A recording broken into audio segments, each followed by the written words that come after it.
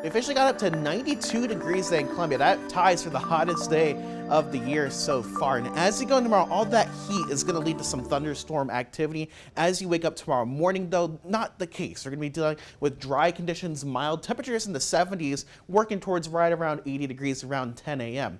That rain chance comes later on in the day. You can see the chance of evening storms really starting in the late afternoon hours and as you get towards the second half of your Monday. So let's break down what we can expect right now. We do have a slight risk for pretty much the entire viewing area here. That's a level 2 out of 5. And that means we could see some severe weather tomorrow. The biggest concerns are going to be strong winds and damaging hail, although we can't rule out a stray tornado and all of this and some flash flooding in these storms. So I'm going to show you two different models here because there's really two different lines of thinking with what could happen tomorrow.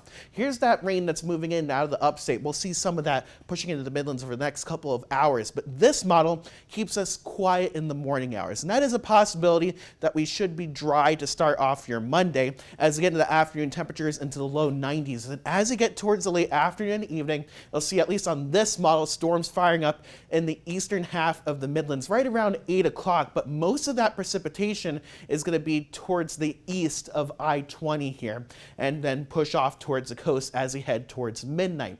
That is going to lend towards less severe weather, I think, here in the Midlands. But we have another model here that's giving us that same rain tonight and then another round of shower and storm activity as we start off your Monday morning. Now, this would actually lend towards a less chance, I think, of some thunderstorm activity in the afternoon and evening. So something we'll have to keep an eye on there.